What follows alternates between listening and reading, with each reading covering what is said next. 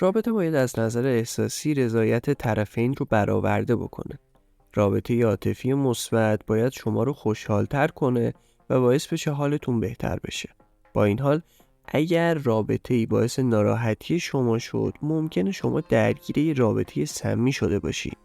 توی این ویدیو 5 تا نشونه مهم رابطه سمی رو بهتون میگیم. 1. عدم اعتماد. یکی از علائم هشدار دهنده رابطه سمی عدم اعتماده.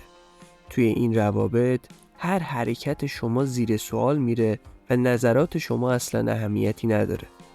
چنین مواردی از عدم اعتماد متقابل ناشی میشه. وقتی شریک زندگی شما به شما اعتماد نداره، توی تمام مسائل زندگی شما دخالت میکنه و این دخالت‌های زیاد ممکنه شما رو خسته کنه. اعتماد پایه و اساس هر رابطه سالمیه و اگه اعتماد توی رابطه شما وجود نداشته باشه، شما وارد یک رابطه سمی شدی. شماره 2. بی احترامی کردن.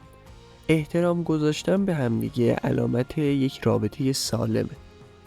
با این حال توی روابط سمی متوجه میشید که همسرتون از شما بی دلیل انتقاد میکنه یا به شما توهین میکنه. روابط سمی باعث آسیب به روح و روان شما میشه و حتی ممکنه که احساس کنید برای تحقق بخشیدن به خواستهای خودتون باید تمام انرژی خودتون رو صرف کنید، ولی عملاً این تلاش ها بیفایده است. 3. عدم صداقت. توی یه رابطه سالم باید بتونید تمام مسائل شخصیتون رو با یکدیگر به اشتراک بذارید. اگر هر کدوم از شما بهونه‌ها و دروغایی برای مخفی نگه داشتن از همدیگه پیدا کنید، پس به همدیگه اعتماد ندارید. این وضعیت نشون دهنده رابطه سمیه. 4. غم و اندوه همیشگی.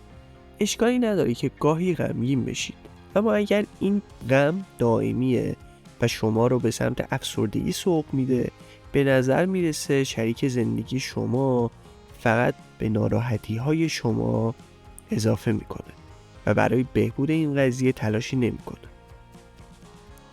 5. قطع روابط با دوستان و خانواده خود. روابط سمی میتونن اونقدر طاقت فرسا باشن که شما مجبور بشید که دوستا و خانواده‌تون رو ترک بکنید و یا اونها رو نادیده بگیرید. اگه برای جلوگیری از درگیری با همسرتون روابط خودتون رو با دوستاتون و خانواده‌تون متوقف کردید، این نشونه یه رابطه سمی. توی کامنت ها لطفاً بهمون بگین دیگه چه علامت هایی برای رابطه های سمی میشناسید که ما اشاره بهشون نکردیم.